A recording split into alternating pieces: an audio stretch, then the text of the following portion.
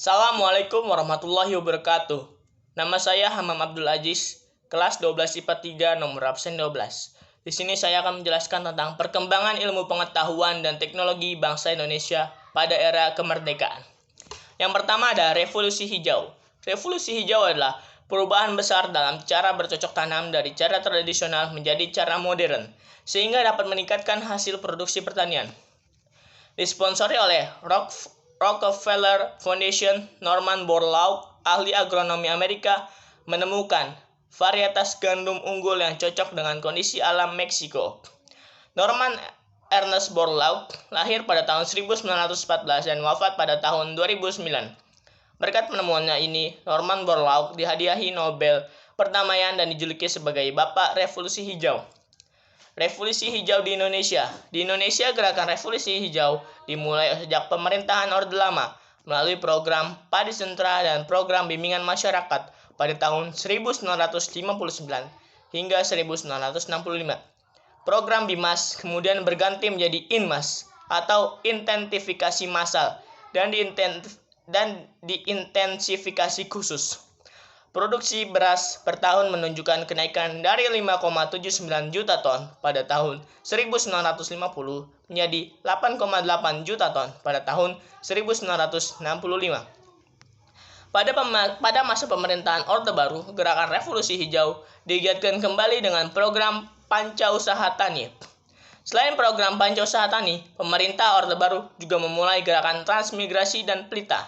Selama masa pemerintahan Orde Baru, program pelita sudah dilakukan sebanyak 6 kali sejak tahun 1974 hingga 1998 dengan menitik beratkan pada sektor pertanian. Pada tahun 1988, Organisasi Pangan Dunia atau FAO memberikan penghargaan kepada pemerintah Indonesia karena berhasil mencapai swasembada pangan sejak tahun 1984. Lalu, penggunaan alat-alat pertanian modern dimulai meluas pada 1970.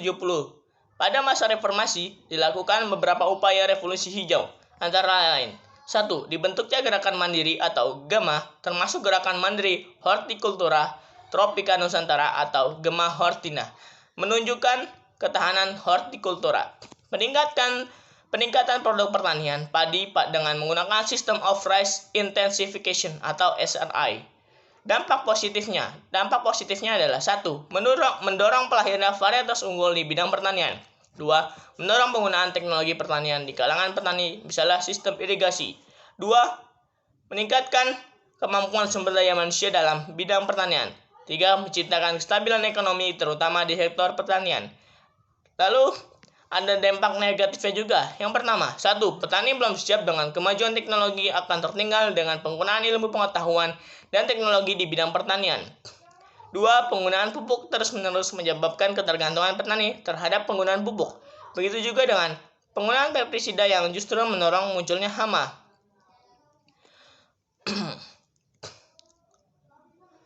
Teknologi transportasi 1. Sistem transportasi darat. Pada 28 September 1945, pengelolaan kereta api diserahkan sepenuhnya oleh pemerintah Belanda kepada bangsa Indonesia. Pada tahun 1993, terjadi deselesasi perkeretaapian di Indonesia. Pada tahun 1963, semua kereta api publik di Indonesia dikelola oleh perusahaan negara kereta api PNKA. Pada tahun 1973, PNKA berganti nama menjadi Perusahaan Jawatan Kereta Api atau PJKA.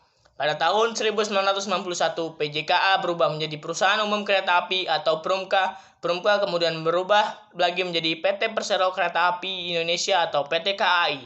Pada tahun 31 Juli 1995, pemerintah meresmikan penggunaan kereta api ekspres Argo Bromo dan Argo Gede yang mempunyai kecepatan 120 km per jam. Dengan menggunakan kereta api ekspres tersebut, perjalanan Surabaya-Jakarta yang sebelumnya ditempuh dalam waktu 14 jam dapat disingkat menjadi sekitar 9 jam. Adapun Argo Gede melayani rute lintas Jakarta ke Bandung dengan lama perjalanan hanya 2,5 jam. 2. Sistem transportasi air. Pada awalnya dimonopoli oleh KPM, Koninklijke Paketvaart Maatschappij, maskapai pelayaran Belanda.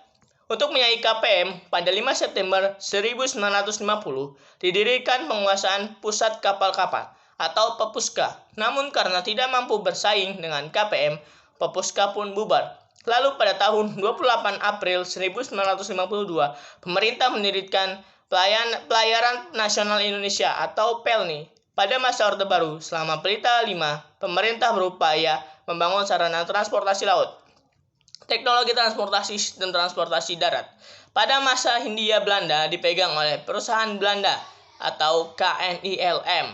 Pada 1949, KLM menyerahkan pelaksanaan penerbangan ke Garuda Indonesia. Garuda Indonesia mulai melayani penerbangan dengan bendera Indonesian Airways pada 26 Januari 1949. Pesawat yang digunakan adalah pesawat DC-3 yang bernama Seulawah RI-001. Pesawat ini dibeli dari hasil patungan oleh masyarakat Aceh. Pesawat ini menjadi bukti nasionalisme bangsa Indonesia, khususnya masyarakat Aceh. Perkembangan perusahaan penerbangan dimulai pada 1970-an. Selain Garuda, muncul perusahaan penerbangan lain, seperti Merpati, Sempati, Mandala, dan Pelita.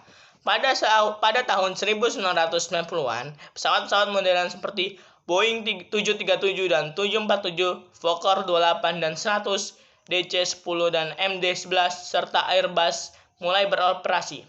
Teknologi kedirgantaraan. Ada dua jenis satelit, yaitu satelit alam dan satelit buatan. Pada 8 Juli tahun 1976, dengan menggunakan roket Amerika Serikat Hughes atau HS-333 yang diluncurkan dari Kennedy Space Center Tanjung Canaveral, satelit bernama milik Indonesia, yaitu satelit Palapa A1 milik Perumtel sekarang Telkom, berhasil mengorbit. Total ada 13 satelit yang milik Indonesia yang diluncurkan sejak pertama kali satelit Indonesia mengorbit pada tahun 1976.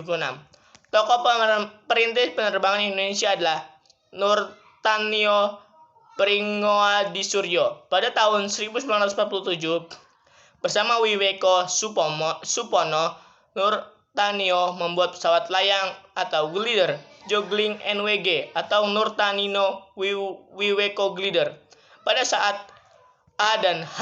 Nasution menjabat menjadi sebagai Menteri Keamanan Nasional, didirikan Depot Penyelidikan Percobaan dan Perkembangan AURI.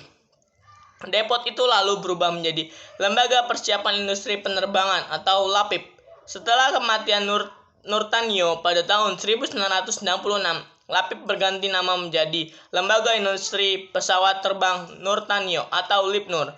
Pada 26 April tahun 1976, PT Industri Pesawat Terbang Nurtanio atau IPTN secara resmi didirikan dengan B.J. Habibie sebagai direktur utamanya. Pada 11 Oktober 1985, PT Industri Pesawat Terbang Nurtanio atau IPTN berganti nama menjadi PT Industri Pesawat Terbang Nusantara atau IPTN. IPTN kemudian berubah nama menjadi Dirgantara Indonesia pada 24 Agustus tahun 2000. Pada tanggal 31 Mei 1962, dibentuk Panitia Astronautika. Panitia Astronautika merupakan salah satu panitia teknis Dewan Penerbangan dari kegiatan tersebut. Lahirlah proyek Litbang Roket Ilmiah dan Militer Awal atau PRIMA atau afiliasi AURI dan ITB. Panitia Astronautika merupakan salah satu panitia Astronautika merupakan salah satu panitia teknis Dewan Penerbangan dari kegiatan tersebut. Lahirlah proyek Litbang Roket Ilmiah dan Militer Awal, PRIMA, afiliasi AURI dan ITB pada 22 September 1962. Pada tanggal 27 November tahun 1963, berdasarkan surat keputusan Presiden nomor 236 tentang informasi pembentukan LAPAN, pemerintah mendirikan Lembaga Penerbangan dan Antariksa Nasional atau LAPAN. LAPAN merupakan lembaga pemerintah non-kementerian. Pasca pengakuan kedaulatan Republik Indonesia tahun 1949, pemerintah Indonesia kemudian membentuk Dewan dan Direktorium Pengukuran dan Penggambaran Peta. pada 2 September 1965. Badan ini kemudian dibubarkan dan digantikan oleh Komando Survei dan Pemetaan Nasional atau Kosurtanal pada Dewan Survei dan Pemetaan Nasional atau Desurtanal. Pada tanggal 17 Oktober 1969, pemerintah kemudian membentuk organisasi Bakosurtanal atau Badan Koordinasi Survei dan Pemetaan Nasional. Telegraf pun mulai digunakan pemerintah Hindia Belanda untuk memudahkan komunikasi Batavia ke Bogor pada tahun 1888. Sementara itu, teknologi komunikasi berupa telepon lokal sudah digunakan terlebih dahulu pada tahun 1882. Pada Juli tahun 1909 di Jakarta, ada surat kabar mingguan Bumi Potera yang dipimpin oleh Sultan Muhammad Salim. Lalu Medan Prijaji di Bandung yang munculnya hampir bersama dengan lahirnya Budi Utomo. Radio pertama yang ada di Indonesia adalah Bataviase Radio Vereniging atau BRV pada 16 Juli 1925. Pada masa pendudukan Jepang membentuk Badan Pengawas Siaran Radio yang dikenal dengan nama Hoso Kanri Kyoko. Sultan Syahrir berhasil menyadap siaran radio sekutu dengan kemajuan teknologi informasi dan komunikasi tentang berita kekalahan Jepang dalam Perang Asia Pasifik.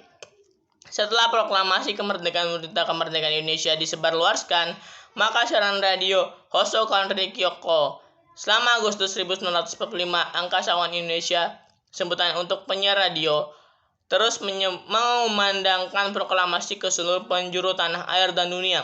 Pejuang radio Yusuf Ronodipuro tercatat sebagai salah satu angkasawan yang berhasil mengudarakan berita proklamasi melalui radio milik Jepang.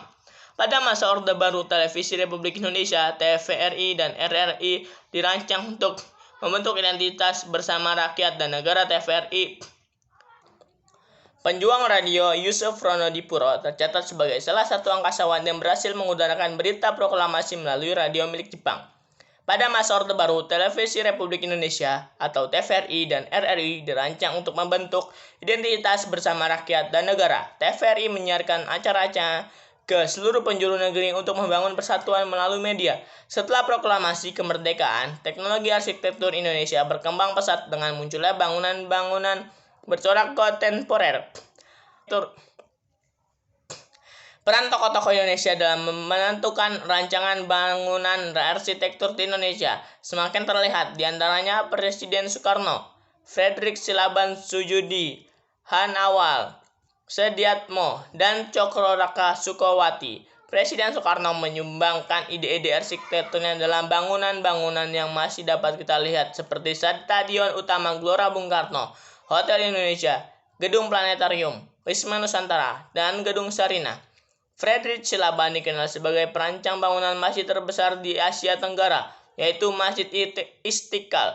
Arsitektur Sujudi dan Han Awal adalah perancang gedung MPR atau DPR yang dulu dikenal sebagai Gedung Konevo. Teknologi arsitektur semakin berkembang dengan ditemukannya teknologi baru dalam membangun konstruksi tata kota oleh Sediatmo dan Cokroraka Sukowati. Sediatmo berhasil menemukan teknologi konstruksi cakar ayam.